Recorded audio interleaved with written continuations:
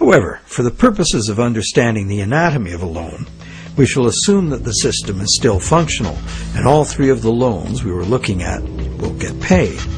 The end result is that not $1 of existing money has changed hands. The end result is that not $1 of existing money has changed hands, but $30,000 of new bank credit has been created and spent into the money supply, and each of the three banks gets to collect interest on $10,000 of it. Is creation of this brand new $30,000 really an act of fraud, like counterfeiting?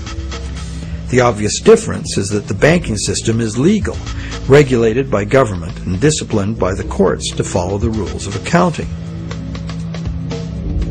Another difference is that there is no obvious victim, like the person getting caught with a counterfeit bill. Banks argue that the buyer and the seller both got what they wanted and agreed to, so where is the fraud? And if there was a fraud, who lost out? Well, to determine that, let us list who got what out of the deal. The borrower got the item he desired on terms he willingly agreed to. He may curse his decision later as he struggles to make the interest payments, or he may live happily ever after, thankful he got the loan. The seller got an increase in bank credit, which she's been conditioned since childhood to think of as her money in the bank. She's confident that she'll be able to spend it in turn, and she will. So, as far as the seller is concerned, she's been paid in full. She's happy.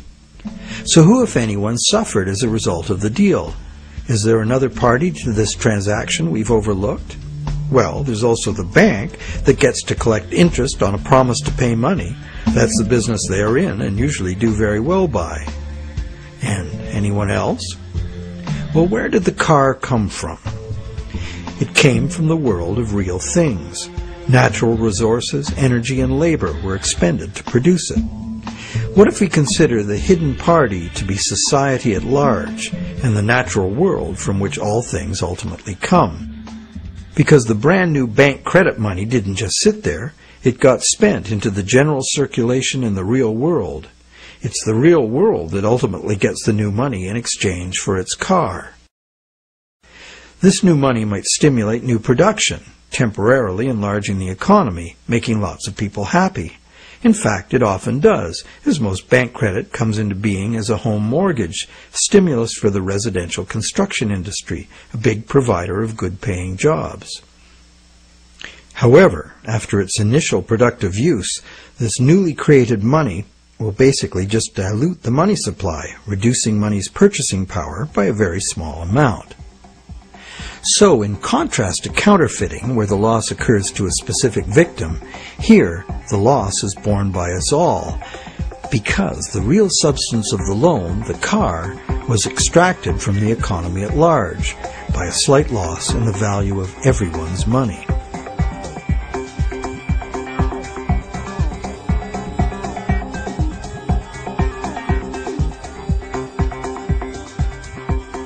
To continue our comparison of bank credit with counterfeiting, counterfeit cash eventually gets detected and removed from circulation, causing a direct loss to whoever accepted it.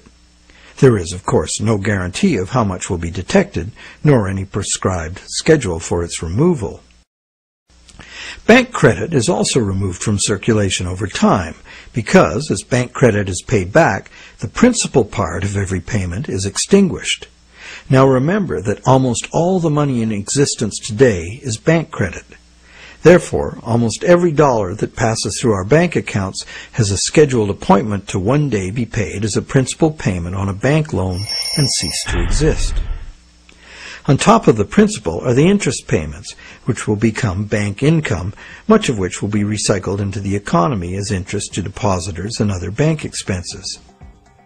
So it's not immediately apparent that there's a loss to someone as a result of bank credit being withdrawn from circulation the way there is with counterfeit cash. But if we look closer, we find an interesting situation.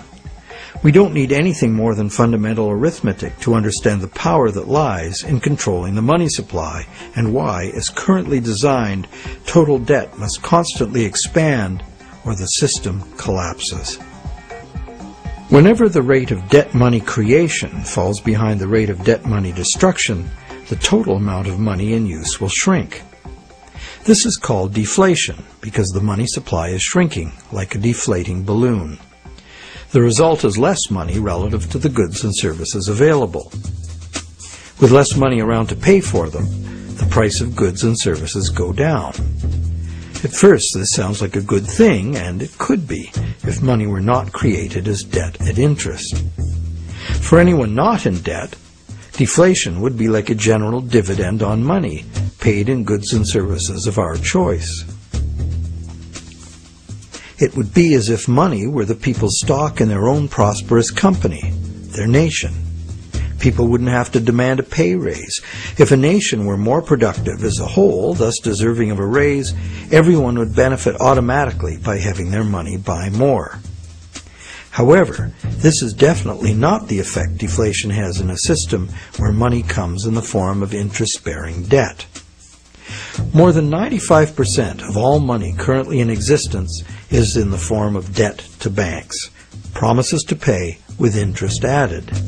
And as we have seen, the principal is created, but not the interest. Due to the time delay between money's creation and its repayment, and the recycling of interest earnings as bank operating expenses, most of us can keep up our payments while the money supply is increasing. However, if the money supply or total debt is decreasing, money becomes harder to earn due to its scarcity, and fixed payments become harder to meet. For those heavily in debt, the money shortage can become catastrophic.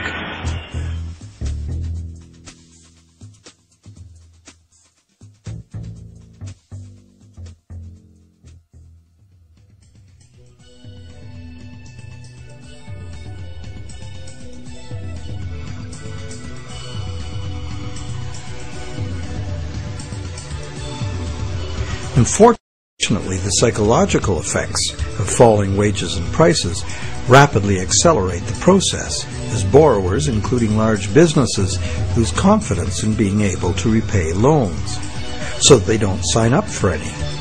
And without new loans to replace old loans, the money shortage rapidly gets worse, resulting in a decrease in jobs and purchasing power, even in the midst of abundant resources and productive capacity. This dismal spiraling math makes mass foreclosures inevitable. Prices plummet as no one wants to spend their money. Shrinking values destroy the value of loan collateral, causing banks to write off huge losses. Some even close their doors. Consumer and business confidence is lost. Rampant economic and social dysfunction follows.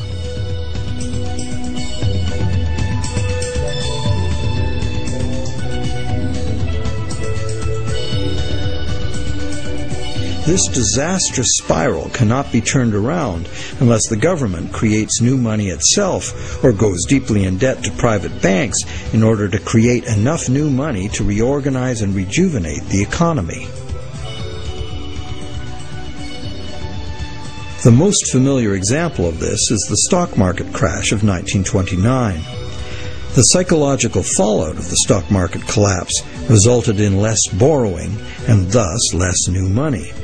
The Federal Reserve did nothing to correct the resultant deflation, and by 1932 the money supply had been reduced by a third. Countless people were evicted from their homes because the money to make their mortgage payments simply ceased to exist. Then, in 1932, Franklin Roosevelt became the U.S. president. Roosevelt's New Deal set out to restore the economy by restoring the money supply. To counter the money shortage, Roosevelt borrowed from the private banking system. Factories started hiring again. But only when the war arrived, there's suddenly no shortage of jobs or funds available to do what was necessary for the war effort. It was the money expended on World War II that ended the Great Depression.